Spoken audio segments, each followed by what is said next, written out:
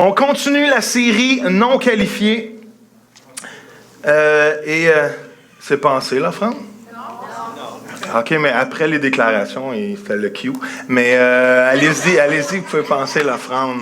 Allez-y. Elle va être juste plus grosse parce que les gens ont eu doublement de temps pour se préparer. Alléluia. Désolé, c'est de ma faute. Une autre chose qui est de ma faute, pour me faire sentir non qualifié, j'ai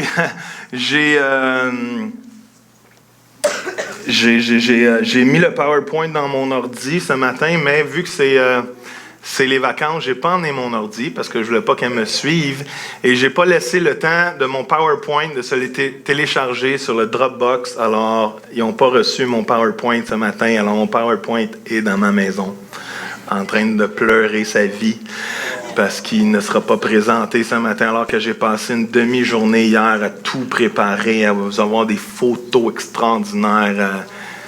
Oui, c'est triste, je sais. Alors, ce matin, vous avez un verset. On l'a-tu même? On a-tu un verset? On l'a même pas, le verset. On l'a? On a un verset.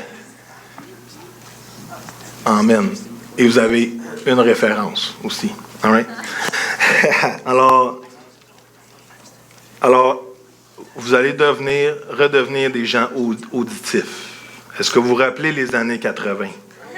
Où il y avait des acétates dans l'église, et qu'il n'y avait rien qui bougeait. Et que surtout le petit monsieur qui écrivait sur les acétates avait une écriture illisible. Alors ce matin, je vais interpeller votre oreille auditive. Okay? Si vous êtes visuel, je vais essayer de faire beaucoup plus de mimiques avec mon visage. All right? Parfait. Si vous ne me voyez pas, approchez-vous et descendez au premier palier. All right. 2-3 versets, et ça va être le verset thème ce matin. 2 Corinthiens 3, 5, 6. Vous m'écoutez? Oui. En effet, nous ne saurions prétendre accomplir une telle tâche grâce à notre capacité personnelle. Ce que nous sommes capables de faire vient de Dieu. C'est lui qui nous a rendus capables d'être serviteurs de la nouvelle alliance. Qui dit amen à ça? 2 Corinthiens 4, 7. Mais nous portons ce trésor spirituel en nous comme des vases d'argile pour qu'il soit clair que cette puissance extraordinaire vient de Dieu et non de nous. Moi, j'aime ça. Hein? Dieu a mis ça dans des vases d'argile pour qu'il soit quoi? Clair. Dieu aime utiliser ceux qui ont des faiblesses. Dieu aime mettre sa puissance dans ceux qui ont des faiblesses pour qu'il soit quoi? Clair que ça ne vient pas de nous, mais ça vient de lui. Et 2 Corinthiens 12, 8 à 9, tout est dans Corinthiens aujourd'hui. Hey, t'avais fait les 3 versets? T'es hot. Est-ce qu'on peut applaudir Samuel ce matin? Comment? Vraiment. All right, alors le verset de ce matin qu'on va étudier, c'est au sujet de cette épreuve, c'est Paul qui parle ici. J'ai prié par trois fois le Seigneur de l'éloigner de moi. Mais il m'a répondu, ma grâce te suffit. C'est dans la faiblesse que quoi? Que ma puissance se manifeste pleinement. C'est pourquoi je me vanterai plutôt de mes faiblesses. Pas facile. Afin que la puissance du Christ repose sur moi. Je trouve ainsi ma joie dans la faiblesse. Aïe, aïe. Les insultes. Aïe, aïe. La détresse. Aïe, aïe. Les persécutions et les angoisses que j'endure pour le Christ, car c'est lorsque je suis faible que je suis réellement fort. Comment, Seigneur, on te remercie pour ta présence ce matin. Tu es glorieux, tu es merveilleux, Seigneur. Merci parce que tu agis au milieu de nous, Seigneur. C'est un délice de pouvoir goûter à ta présence, Seigneur. Merci pour ce que tu fais, Seigneur, ce matin, Seigneur, qu'on puisse, Seigneur, vivre ta qualification en disant que le faible est fort à cause de toi. Dans le nom de Jésus, tout le monde dit... Amen. Dans les derniers messages, et je vais finir la série au retour de vacances, on va parler d'un autre personnage biblique. Et on a vu Moïse la semaine passée, cette semaine on va voir Paul. Et on a appris que Dieu n'appelle pas les qualifiés, mais il qualifie ceux qu'il appelle. Qui dit amen à ça ce matin? Qui est content de savoir que Dieu n'attend pas que je sois parfait avant de vouloir m'utiliser? Comment? Qui ça le soulage ce matin de savoir que Dieu n'attend pas que vous soyez parfait avant de vous utiliser? Comment? Sinon, il attendrait bien longtemps. Right? Parce qu'on n'est pas toujours pressé à changer. Des fois, c'est pas toujours facile de changer. All right. Il y a une personne qui est d'accord avec moi ce matin. Merci. All right. Et on a appris que Dieu ne qualifie pas ceux qui la... C'est ça, on a appris ça. Et deuxième chose, on a appris la semaine passée que des fois, notre identité a un impact sur comment on va servir le royaume de Dieu. La façon dont on voit nos vies, la façon dont on voit notre identité a un impact majeur sur comment on va avoir un impact pour le royaume de Dieu. Chacun de nous, on est appelé à porter une portion.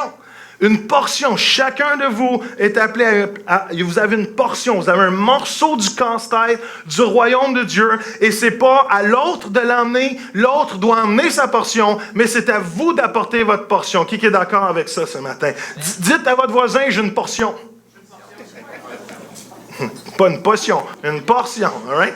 Dites, j'ai une portion, all right? Dites-le à votre voisin, sérieux. J'ai une portion, all right?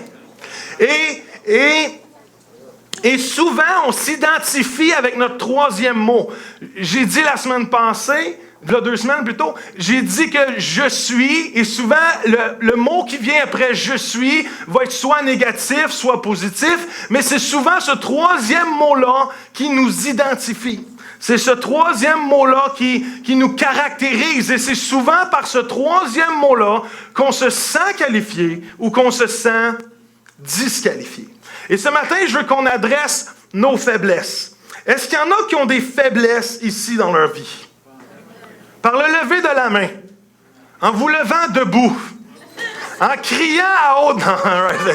Est-ce qu'il y en a qui ont des... Est-ce qu'il y en a qui... Des faiblesses, c'est pas toujours facile à avouer, j'ai une faiblesse, mais qui a un endroit de croissance dans sa vie?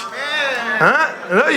Là, c'est comme plus positif, tu sais, c'est une faiblesse. All right? C'est la même affaire. C'est juste 2 autres mots pour dire la même affaire, OK? C'est une faiblesse, all right? Mais c'est beaucoup plus motivant de dire, il y a des endroits de croissance dans ma vie. Et ce matin, je veux qu'on adresse nos faiblesses. Qu'est-ce qu'on fait avec nos faiblesses? Qu'est-ce qu'on fait avec nos défauts? Qu'est-ce qu'on fait avec les épreuves? Qu'est-ce qu'on fait avec nos péchés? Et une chose qui est le fun à savoir, une chose qui est intéressante avant de commencer, c'est que Dieu aime les opposés. Qui sait que Dieu aime les opposés? Pas que Dieu aime nous opposer, mais que Dieu aime les opposés. Qui sait que Dieu souvent aime faire la chose contraire de ce qu'on s'attendrait qu'il fasse? Ou Dieu fait des fois des choses... Et ça, c'est encore plus fun. Il nous donne des choses qu'on ne pense qu'on mérite pas. Parce que Dieu aime faire souvent l'opposé de ce qu'on pense qui doit arriver. Qui est content ce matin qu'alors que vous étiez pécheurs, Jésus vous a donné l'opposé de ce que vous méritiez. Jésus vous a donné la grâce, l'amour. Il est mort à la croix pour chacun de nous. Parce que Dieu nous a fait grâce. Et la grâce est une faveur non méritée. Jésus nous a donné par son sacrifice à la croix l'opposé de ce qu'on mérite. Qui est reconnaissant pour ça ce matin? Comment? Et Dieu aime faire l'opposé. Dieu aussi voit les choses différemment. Dieu ne regarde pas à l'extérieur, Dieu regarde au cœur. Et Dieu aime faire les choses différemment de comment on les voit, parce que ses voix sont au-dessus de nos voix et ses pensées sont au-dessus de nos pensées. Alors souvent, comment nous, on voit les choses, on interprète les choses, Dieu a une vue beaucoup plus supérieure à ça et dit, comment moi, je vois les choses bien différemment. Quand tu penses que tu es faible, moi, je dis que tu es fort. Amen. Quand tu penses que tu es non qualifié, moi, je suis en train de préparer ton appel sur ta vie. Quand tu penses que tu es un échec, moi, je suis en train de te préparer pour la réussite. Qui dit amen à ça ce matin? Qui est content de savoir ce matin que Dieu voit les choses différemment que nous? Amen! C'est mon dernier message avant les vacances. Je donne mon meilleur. Alléluia! Mais la question demeure, qu'est-ce qu'on fait avec nos faiblesses? Et souvent, on se retrouve à 2 choses opposées aussi. On a comme 2 réflexions opposées à nos faiblesses. Il y a 2 choses qu'on fait. Là, j'aurais un beau PowerPoint pour vous avec des images.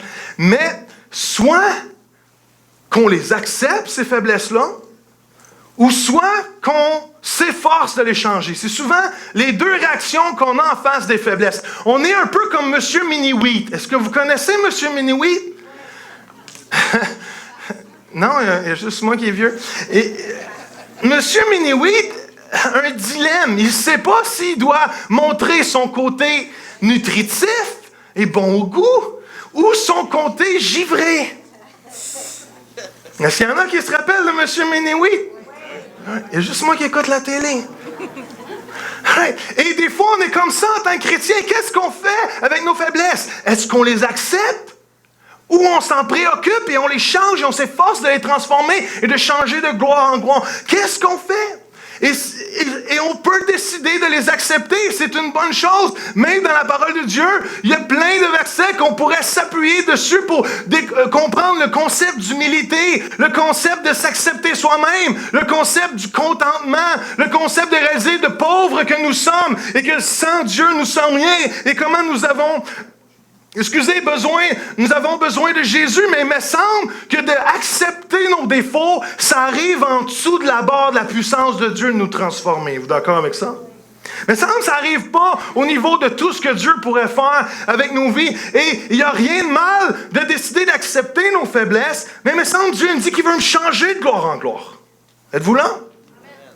Ou je peux décider de dire non, moi je n'accepterai pas mes faiblesses, je veux être la meilleure personne que je peux être pour Dieu et je vais laisser Dieu déterminer mon troisième mot, mon je suis, je vais laisser Dieu me changer, me transformer. Mais l'autre panneau qu'il y a là-dedans, c'est qu'on traite le christianisme comme une vie de help, self-help, d'aide à soi-même et de ne pas être satisfait tant qu'on ne sera pas complètement changé. Et savez-vous, au moment que tu essaies de changer par tes propres forces, tu es à risque de vivre beaucoup de frustration. Parce que quand tu essaies de changer par toi-même, tu réalises que tu te plantes à changer par toi-même. Et je ne dis pas qu'on ne doit pas changer, mais des fois, on ne sait pas quoi faire avec nos faiblesses. Est-ce que je les accepte? Vis avec moi. Vis avec qui je suis. Ou je transforme ma vie parce que je veux représenter à l'image de Christ. Et même, et j'ai trouvé tellement ça drôle en réfléchissant à ça, parce que même en tant que pasteur, tu te retrouves à donner des conseils dichotomiques. Tu en rencontres un, puis tu lui dis, oh, hey, calme-toi, sois pas si dur que ça avec toi, là. Laisse Dieu te transformer. Tu sais, mets-toi pas trop de pression. Let go and let God. Et là, après dîner, après une bonne sandwich, je t'en rencontre un autre. Et là, tu lui dis, là, tu réalises-tu que les choix t'appartiennent? Tu réalises-tu que tu as la capacité de décider ta destinée, que c'est dans tes mains la capacité de changer? Voyez comment on est un petit peu schizophrènes, nous, les pasteurs. Parce que des fois, on ne sait pas quoi faire avec nos faiblesses. Est-ce qu'on les accepte? Mon petit côté naturel. Ou je les change pour devenir un peu plus givré et bon au goût. Et Paul a compris quelque chose. Paul a compris quelque chose. Dans le texte qu'on a lu, je ne sais pas si tu peux le remettre, Sam. Dans le texte qu'on a lu, Paul vit une difficulté. Paul vit une faiblesse. Paul vit un combat. Paul vit une épreuve. Paul vit une frustration. Paul a l'impression qu'il vit quelque chose qui l'empêche d'être qui pourrait être pleinement Dieu. Paul a l'impression que je crois que la même chose que je vous ai dit il y a 2 semaines, Paul, il y a un gap entre qui il est présentement et qu'est-ce que me semble il pourrait être pour Dieu si tout irait bien. Et Paul va dire ceci, il y a quelque chose qui me dérange. Paul va l'appeler une écharde dans son corps, ou même il va l'appeler un messager de Satan. On ne sait pas trop c'est quoi. On ne sait pas si c'est une maladie. On ne sait pas si c'est une douleur. On ne sait pas si c'est une blessure. On ne sait pas si c'est une faiblesse. On ne sait pas si c'est quelqu'un d'autre. On ne sait pas si c'est la belle-mère.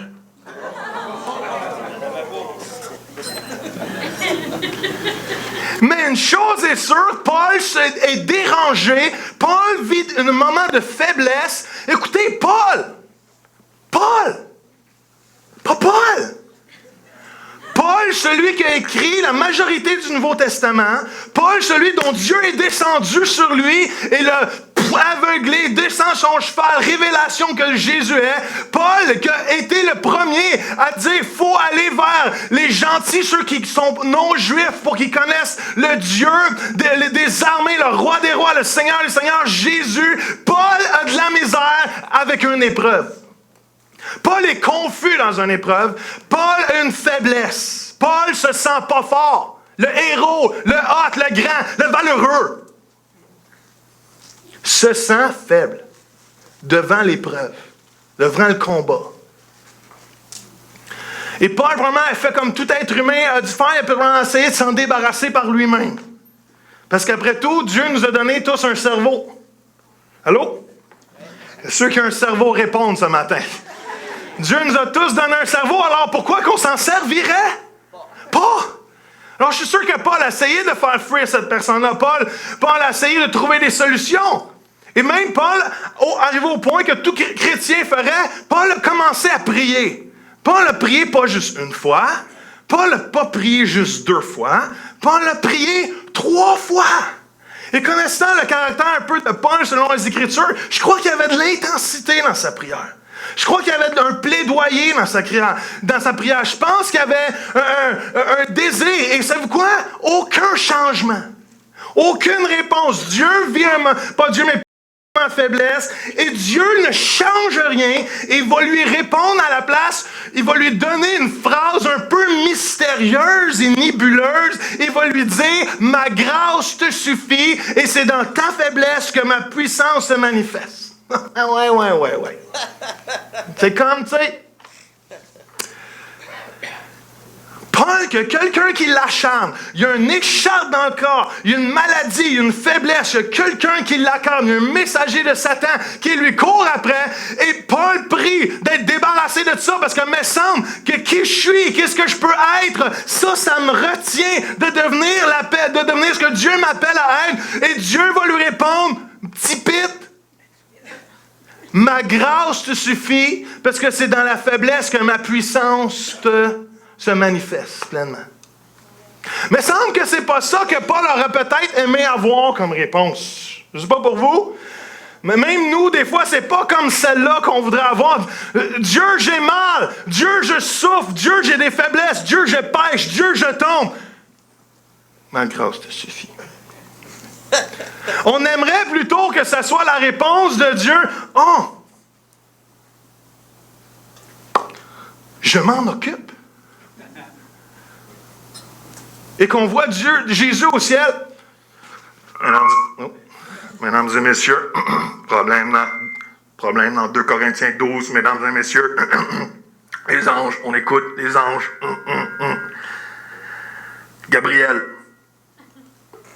va le soutenir et lui donner de la force. Déploie. Ange numéro 2 va donner une parole d'encouragement à Barnabas pendant la nuit pour qu'il ait encouragé Paul le lendemain. Déploie. Ange numéro 3 va dire à Lydia de lui donner une coupe de centaines de pièces d'argent pour qu'il puisse survivre pour le reste du mois. Déploie.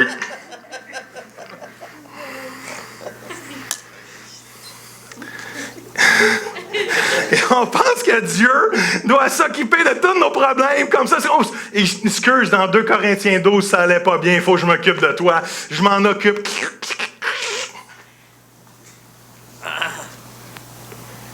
Mais Dieu, des fois, nous répond, ma grâce te suffit.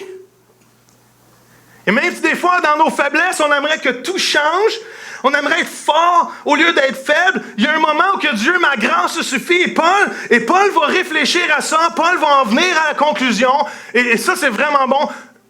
Paul va en venir à la conclusion, il va dire, quand je suis faible, alors je suis fort. Quand ça marche pas bien, quand je suis faible, quand physiquement ça va pas bien, quand émotionnellement ça va pas bien, quand dans mon caractère il y a des faiblesses, des failles, des boulets, des maillons qui sont prêts à lâcher parce que mon caractère ne va pas avec qu'est-ce qui pourrait me qualifier dans ma tête à moi pour Dieu, Dieu va dire quand je suis faible, alors je suis fort. Oui, mais c'est pas supposé d'être comme ça, Joël. C'est soit qu'on est fort, c'est soit qu'on est faible. On ne peut pas être les deux en même temps. Depuis quand qu'on peut être les deux en même temps? Mais Paul va arriver à la conclusion. Il dit, quand je suis faible, alors je suis fort. Paul va dire, les deux, quelque part, peuvent se manifester en même temps. Comment? Êtes-vous là ce matin? Paul n'a pas dit, j'étais faible, maintenant je suis rendu fort. Paul n'a pas dit, maintenant je marche avec force. Il y a quelques jours, j'étais faible. Non, je suis faible. Le troisième mot de Paul est faible et fort en même temps. Comment ça peut arriver?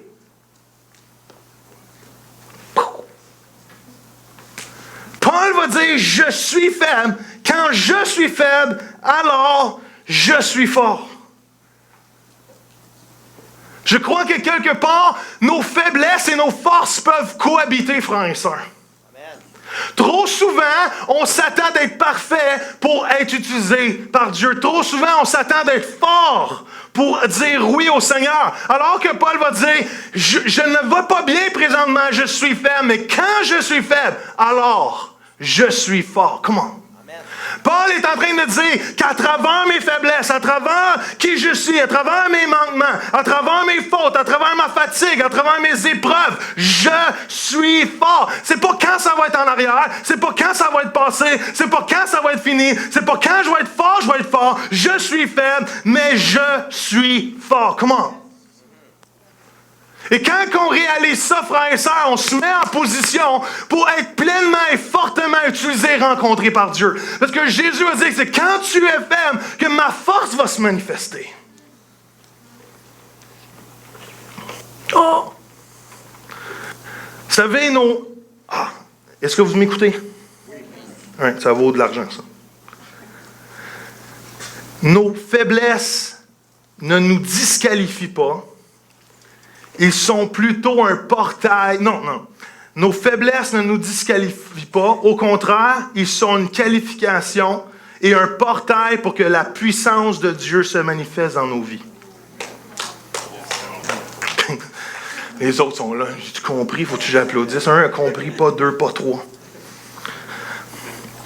Je vous le répète. Souvent, on pense que nos faiblesses nous disqualifient. Mais plutôt, il nous le qualifie pour devenir un portail pour que la puissance de Dieu se manifeste dans nos vies. Comment? La section à gauche. Je le répète, parce que je veux l'apprendre par cœur moi aussi.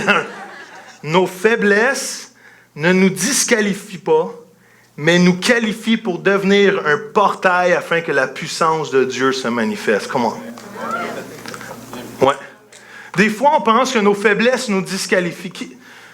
Vous avez tous levé la main, je crois, en disant « j'ai des faiblesses, j'ai des manquements, j'ai des endroits de croissance dans ma vie ».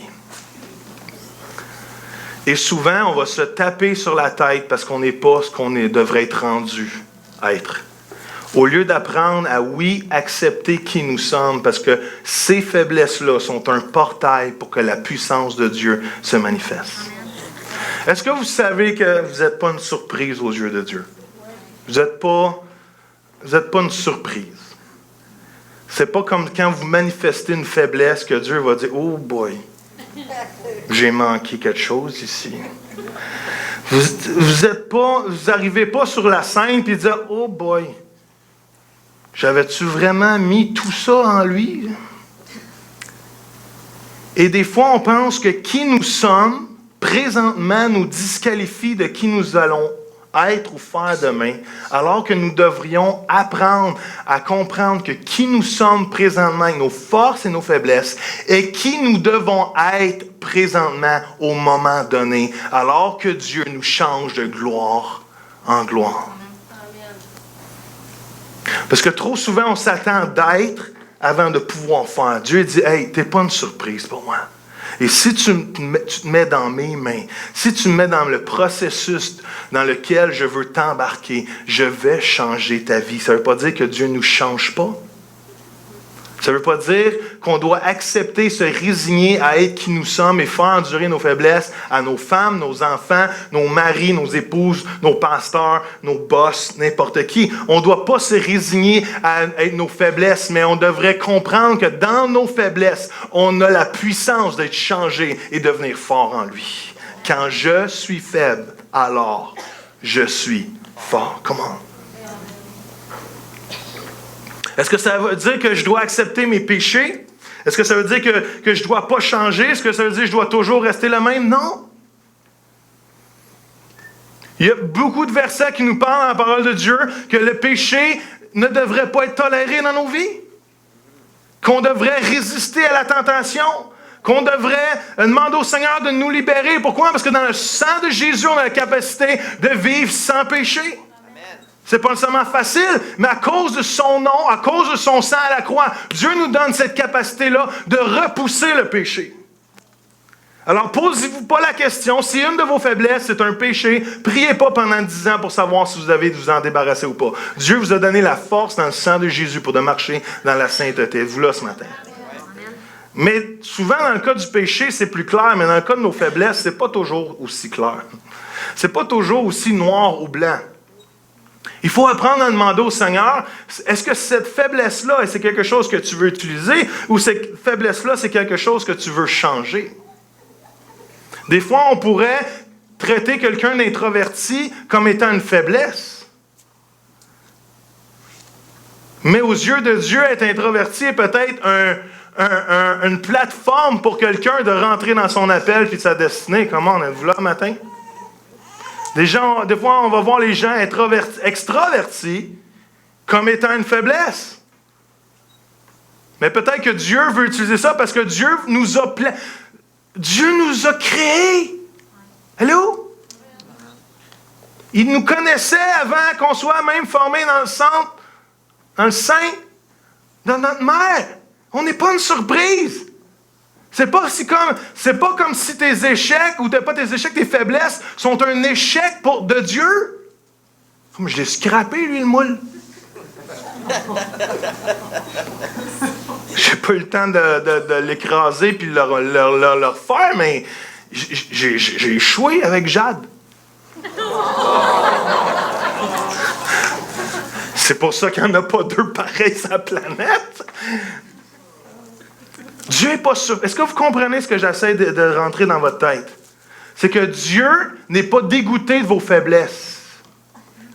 Est-ce que peut-être il veut les changer? Oui. Peut-être certaines, vous allez les garder à vie parce qu'il vous a je ne sais pas comment dire ça en français, il vous a assemblé. C'est ça? Câblé. Ouais, c'est bon. Merci le gars qui travaille dans les fils. Il vous a câblé d'une telle façon que ça, au moment présent que vous êtes, c'est ce que Dieu veut utiliser pour sa gloire. Et que de gloire en gloire, il vous transforme. Il vous transforme. C'est pas quand vous allez atteindre la gloire qu'il va vous utiliser. C'est de gloire en gloire qu'il vous transforme et qu'il vous utilise. Parce que si on regarde aux gens dans la parole de Dieu, il y en a des pas pires. Il y en a des disqualifiés là-dedans, puis pas à peu près. Je vous ai fait la liste l'autre fois. Il y en a des... Écoute, on vote David comme pasteur.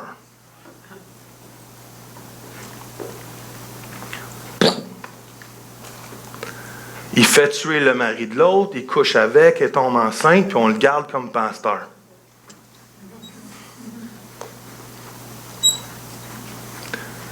Il y en a des bizarres.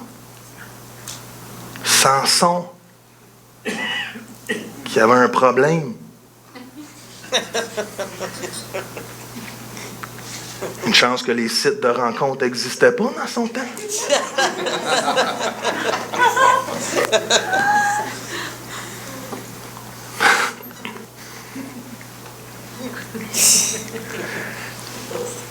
Fait qu'il y a des choses dans nos faiblesses qu'on doit accepter parce que ce n'est pas nécessairement une faiblesse, c'est quelque chose que Dieu veut utiliser. Il y a des faiblesses, par exemple, qu'on doit se débarrasser assez rapidement parce qu'ils sont néfastes pour vous. Ils sont néfastes pour les gens autour de vous. Ils ne sont pas l'identité divine que Dieu a placée en dedans de vous. Et on devrait se débarrasser rapidement de certaines faiblesses. Et il y en a d'autres, et je suis sûr que vous allez vous reconnaître, qu'il me semble que vous traînez avec vous depuis quelque temps. Et whoop, on a une amélioration. Et whoop, on retombe dedans. Et whoop, on a un petit 6 mois sans manifester cette faiblesse-là. Puis whoop, on retombe dedans. Et il y a des choses dans nos vies que Dieu va transformer avec patience. Parce que Dieu veut faire une œuvre magnifique avec chacun de nous. Fait qu'est-ce qu'on fait avec nos faiblesses? C'est pas toujours noir ou blanc. C'est pas toujours il faut les changer ou il faut les accepter. Il faut découvrir qui nous sommes afin de devenir qui on est appelé à être en Jésus. Et dernière chose ce matin. Je ne sais pas si Andy.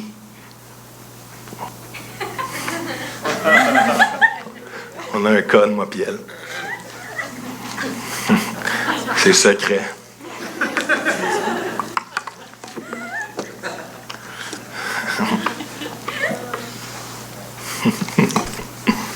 Andréane, elle aime tellement ça, mis sur le spot.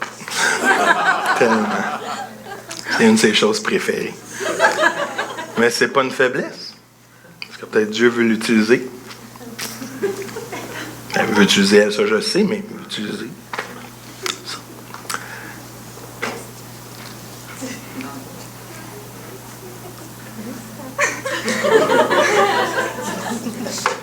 Ah, excusez. All right.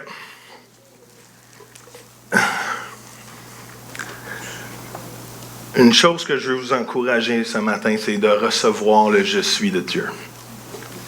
Il y a 2 semaines, si vous n'avez pas pu entendre les premiers messages, je vous encourage d'aller sur le site de l'Église à écouter les premiers messages, mais Dieu va se manifester à Moïse et va dire « Je suis celui qui est. I am. I am. » Il y a tellement de la puissance dans le « I am » de Dieu. Je suis. Il y a tellement de plénitude dans le « je suis ». Dieu n'a pas besoin, comme j'ai dit il y a 2 semaines, on pourrait extrapoler et mettre les plus beaux qualificatifs après le mot « je suis » pour décrire Dieu. On n'arriverait même pas à la cheville de qui Dieu est vraiment dans toute sa splendeur, dans toute sa grandeur. Et si on apprend à recevoir le « je suis » de Dieu, parce que quand je suis faible, c'est alors que je suis fort. Et quand je suis faible, c'est alors que quoi? Que sa force se manifeste pleinement. La force, c'est le « je suis » de Dieu. La force, c'est la puissance de Dieu. Et Moïse, il y a 2 semaines, on en a parlé, Moïse a donné plein de raisons pour se disqualifier d'être utilisé par Dieu. Moïse va utiliser plein de raisons pour dire non, je choisis quelqu'un d'autre, je suis pas parfait, je bégaye. Il y a plein de raisons pour dire non à Dieu et ne pas obéir à l'appel de Dieu sur sa vie. Mais Dieu va lui promettre ceci, il va dire, je suis celui qui est. Et partout où tu vas aller, je vais être avec toi. I am. Même Jésus va dire, je suis. Je suis la vérité, la vie, le chemin. Nul ne vient au Père que par moi. Jésus aussi est le grand je suis. I am. Il y a tout en Jésus. Il y a rien d'autre. Et on doit apprendre à recevoir le je suis de Dieu. I am. La plénitude, la complétude de Dieu en nous. Parce que quand je suis faible, c'est alors que je suis fort.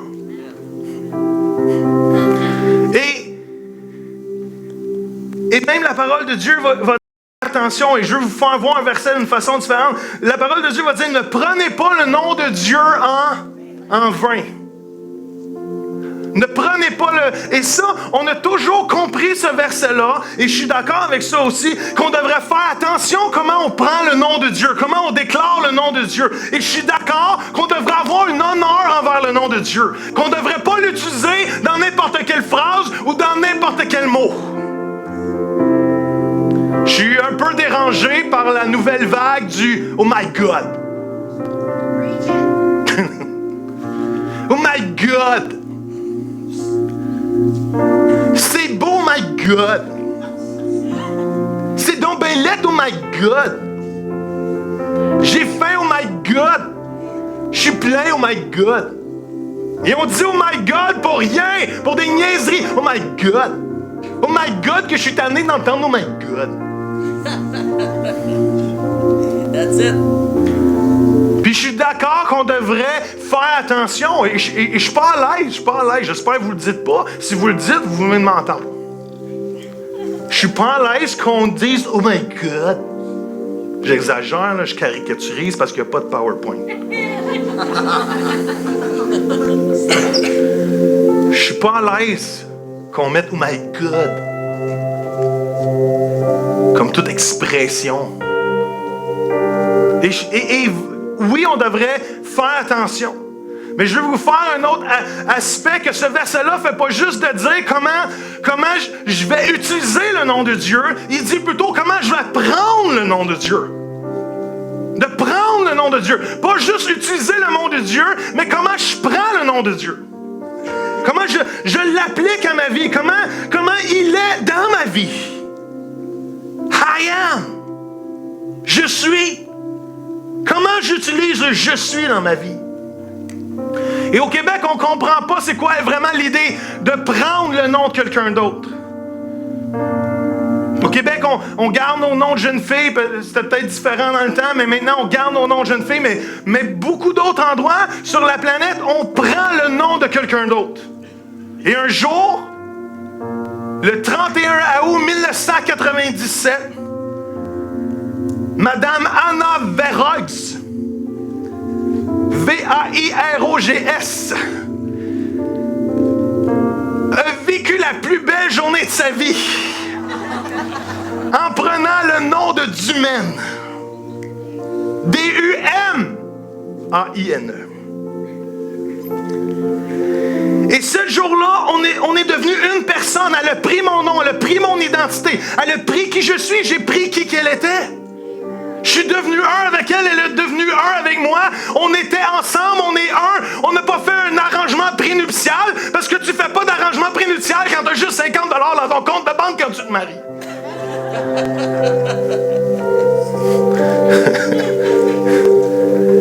Mais elle a pris mon nom. Est-ce que je peux vous dire ce matin qu'est-ce qui est arrivé la plus belle journée de votre vie quand vous avez rencontré Jésus, le roi des rois et votre sauveur? Vous avez pris le nom de Jésus. Comment? Vous êtes devenu, vous avez pris la nature divine de Dieu. Jésus est devenu vivre en moi par la puissance de son esprit. Ce n'est plus moi qui vis, mais c'est Christ qui vit en moi. Ses promesses sont mes promesses. J'ai pris le nom de Dieu. I am his son. I am his son. Je suis. Ce qui est à moi est à lui. Ce qui est à lui, c'est beaucoup mieux. C'est à moi. Comment est-ce qu'il y en a qui peuvent dire Amen ce matin? Est-ce que vous réalisez qui Dieu est? Et j'ai besoin de ne pas prendre le nom de Dieu en vain, parce que qui je suis avec Jésus en dedans de moi est extraordinaire. Come on! Andréane! T'es extraordinaire! Avec Jésus en toi, t'es vraiment encore plus extraordinaire. T'es merveilleuse, t'es glorieuse. Ton sourire est magnifique, tes yeux pétillent. En plus, t'as la puissance de Dieu en toi. Come on! Je suis pas petite, Andréane. Je suis grande, Andréane. Alléluia. Parce que Dieu voit différemment. Come on. Et vous êtes toutes magnifiques puis glorieux. Puis savez-vous quoi? Quand on utilise notre troisième mot puis on l'utilise d'une mauvaise façon en disant « je suis pas capable, je suis imbécile, je suis tweet, je suis faible, je suis... » Peu importe qu'on peut trouver comme troisième mot, je suis un mauvais papa, je suis un mauvais mari, je suis un mauvais pasteur ou whatever, et toutes les choses négatives, je suis un mauvais golfeur en plus. Et toutes les choses négatives, Dieu va dire « ouais, mais moi, je le suis pas. » Il va dire, moi, peut-être que tu le penses, mais moi, je ne suis pas. À cause que je t'entends de toi, tu ne l'es pas, non, non. Il y avait un punch qui s'en venait, là, Boswell. Tu ne l'es pas, toi non plus. Parce que je vis en toi. Comment? Quand tu es faible, alors tu es fort. Comment? Et on fait un mauvais honneur. On prend le nom de Dieu en vain. Quand on se traite de nos faiblesses négatives, alors que nous avons le roi des rois, le Christ ressuscité qui vit en dedans nous. Come on! I am. Et on vit tous ces combats-là avec nos faiblesses. On vit tous ces combats-là avec nos disqualifications, avec nos erreurs du passé, avec notre caractère. Que des fois, il y a des maillons faibles, puis on ne sait jamais quand ça va lâcher, puis toute la chaîne va débarquer. Mais à cause que Jésus vit en moi, je suis. Comment, laissez-moi vous dire ce matin que quand j'ai tout ce que j'ai besoin, Jésus est. Comment? Tout ce que j'ai pas, Jésus est. Comment? Et tout ce que j'ai jamais reçu et que j'aurais dû recevoir, Jésus est.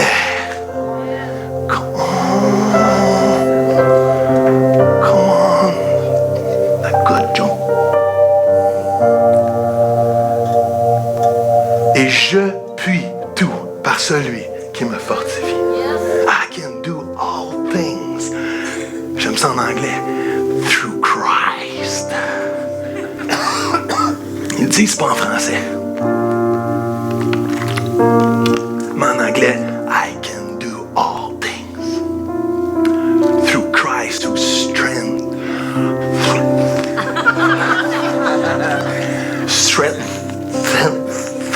me. All right. Je suis capable de le dire en même. All right.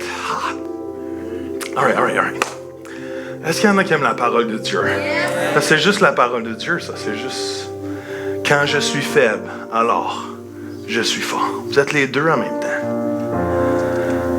Dites-le avec moi.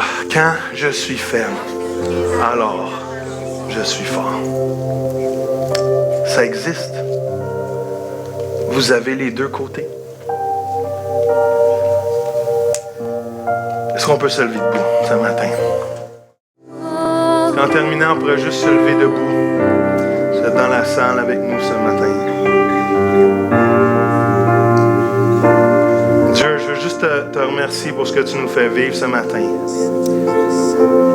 Qui tu es est notre plus grand trésor. Et Seigneur, je veux déclarer à mes frères et mes sœurs qu'on prend le nom de Dieu au sérieux.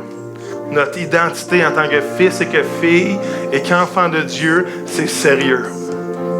Et Seigneur, qu'on refuse de prendre ton nom en vain. Car quand je suis faible, c'est alors que je suis fort. Quand je me sens disqualifié, c'est alors que tu me qualifies. Quand je suis humble et humilié, c'est alors, Seigneur, que tu me couvres de ta gloire.